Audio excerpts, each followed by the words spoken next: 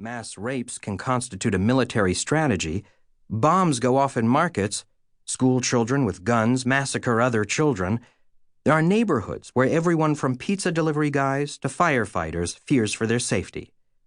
And there are the subtler versions of violence, say, a childhood of growing up abused, or the effects on a minority people when the symbols of the majority shout domination and menace.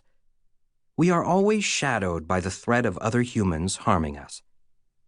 If that were solely the way things are, violence would be an easy problem to approach intellectually. AIDS, unambiguously bad news, eradicate. Alzheimer's disease, same thing. Schizophrenia, cancer, malnutrition, flesh-eating bacteria, global warming, comets hitting Earth, ditto. The problem, though, is that violence doesn't go on that list. Sometimes we have no problem with it at all. This is a central point of this book. We don't hate violence.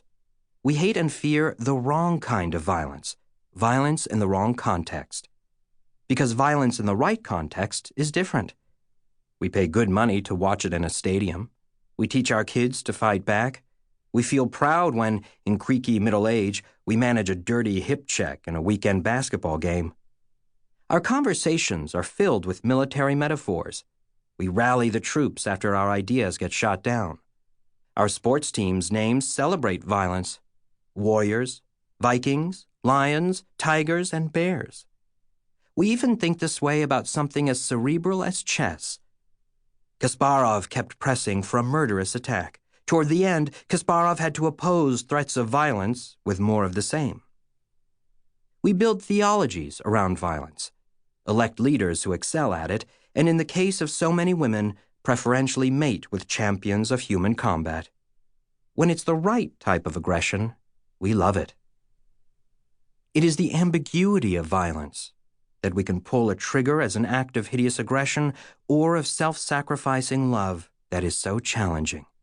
As a result, violence will always be a part of the human experience that is profoundly hard to understand. This book explores the biology of violence, aggression, and competition, the behaviors and the impulses behind them, the acts of individuals, groups, and states, and when these are bad or good things. It is a book about the ways in which humans harm one another. But it is also a book about the ways in which people do the opposite. What does biology teach us about cooperation, affiliation, reconciliation, empathy, and altruism? The book has a number of personal roots. One is that, having had blessedly little personal exposure to violence in my life, the entire phenomenon scares the crap out of me. I think like an academic egghead, believing that if I write enough paragraphs about a scary subject, give enough lectures about it, it will give up and go away quietly. And if everyone took enough classes about the biology of violence and studied hard, we'd all be able to take a nap between the snoozing lion and lamb. Such is the delusional sense of efficacy of a professor. Then there's the other personal root for this book. I am by nature majorly pessimistic. Give me any topic, and I'll find a way in which things will fall apart.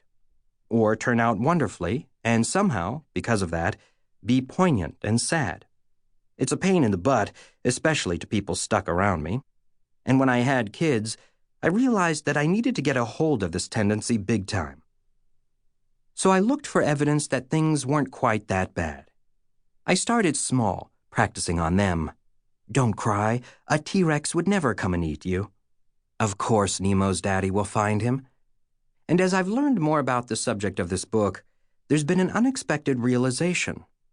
The realms of humans harming one another are neither universal nor inevitable, and we're getting some scientific insights into how to avoid them.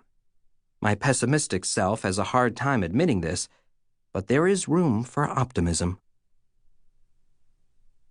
The approach in this book. I make my living as a combination neurobiologist, someone who studies the brain, and primatologist, someone who studies monkeys and apes. Therefore, this is a book that is rooted in science, specifically biology. And out of that come 3 key points. First, you can't begin to understand things like aggression, competition, cooperation, and empathy without biology.